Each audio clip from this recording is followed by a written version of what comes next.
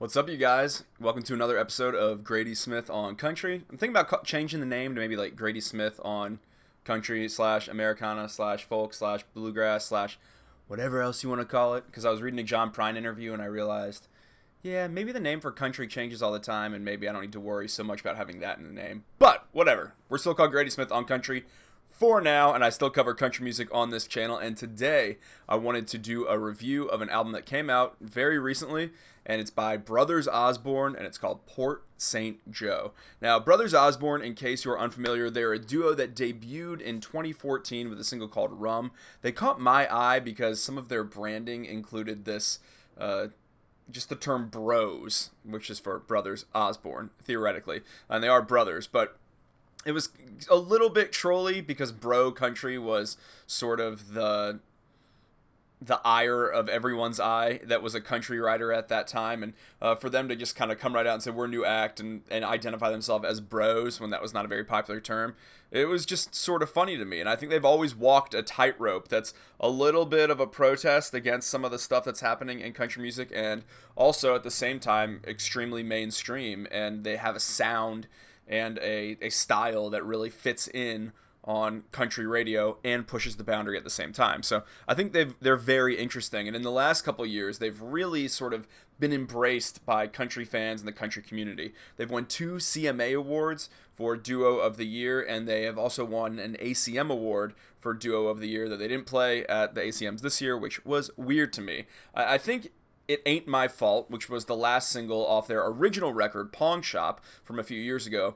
They played that at the CMAs last year, or the ACMs. No, they played it at the CMAs. And it was this really kind of rollicking, like, Southern rock performance. And that shot got the biggest boost of anything that played at the CMA Awards. And I think that was really the first moment that we sort of were launching into a new era of Brothers Osborne, where it was less about trying to play the country radio game and more them identifying Southern rock is our vibe and our sound, and we're going to embrace that part of ourselves. And that's where we find ourselves as we enter into this record, Port St. Joe. Now, I have some little cards so I know what to say, because I've listened to this album like 4 times, and I want to make sure I remember everything that I want to say about it. So, Port St. Joe. This was recorded at Jay Joyce's house in Port St. Joe, Florida.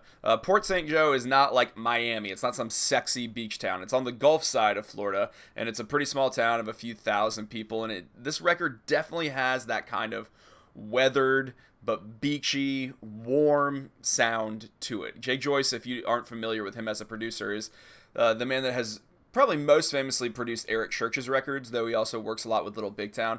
But this sound is really groovy and funky and fun. There's a lot of rock and a lot of country and a lot of soul and a lot of just groove on this record that makes it extremely fun to listen to. And while on the first listen, not everything clicked with me, on subsequent listens, I learned they're trying to do something different here. This isn't meant to be like a Jason Isbell record where I'm really listening in for all the lyrics. This is meant to be about the groove, and it's meant to be about the vibe. And hey, the lyrics are actually pretty good on this one as well. So this is a cheerful party album that I think you would want to listen to in a big room with a bunch of other people. It feels like the beach. It feels like there's a lot of bar songs and a lot of pina colada songs. That's too beachy. What kind of drink is this?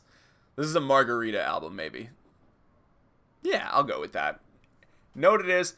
It is a rum and coke album, is what I think this album is. It's a rum and coke album if you had to have a cocktail along with this. So, what makes Port St. Joe a strong album in my mind? Well, there are 2 components, obviously, 2 brothers. One of those guys is John Osborne. He's the main instrumentalist. I mean, they both play guitar, but his guitar licks all through this album are extremely fun. On their opening single, Shoot Me Straight, he shreds for about 3 straight minutes at the end of that song, which, they obviously had to cut back for the radio edit, and which, obviously is maybe too adventurous of a song for radio to actually play, because it has not done well on country radio thus far, but it's an appropriate kind of entry point to this record. He sort of reminds me of the Allman Brothers, some of his playing, also of Blackberry Smoke. If you listen to Blackberry Smoke, there are tons of flourishes on this record on stuff like the album opener, which is called Slow Your Roll, where he shows off his guitar skill, and even on a song like Tequila again, he's showing off some mandolin, and the music's just really fun to listen to. You're talking about real instruments. You've got organs on this, and you've got real drums, like no horrifying drum loops that just suck all the soul and life and vitality out of music, or out of good kind of rootsy music otherwise. So it is an incredibly rich and warm sound. It's very appealing to listen to, and the other half of the music here is going to be TJ Osborne, who is the main vocalist. TJ's voice is the first one that came to mind when I listened to the album was actually Toby Keith, but with less of that kind of bleeding vibrato. He has a really hearty and deep baritone voice, a way deeper voice than most singers I'm accustomed to hearing, that probably you're accustomed to hearing. It kind of has the effect of sounding a little bit naughty and very fun, but also sort of longing and sad. And I think it kind of walks that line well. This album's it's both naughty and cut loose, and it's also sort of a little bit depressed about that fact. So I think it's kind of self-aware about the partying ways on this album, and his voice suits that really well. Now, what I will say is I think that it can lack a little of the sort of earnest emotionality of other people's voices, or sort of more willowy voices. That's why on a song that's a quite well-written song called Pushing Up Daisies on this song, about how their love is going to stay alive till the end of their life, I don't buy that version of TJ Osborne's voice as much. I don't think he does a particularly bad job with it. To me, it's not as well suited to those types of songs. It is very suited to the kind of partying songs we've been talking about. And on that note, there are a ton of drinking and weed references all through this record. I mean, we have songs like Weed, Willie, and Whiskey, which is a touch serious of a song for, all I need in the end is weed, Willie, and whiskey.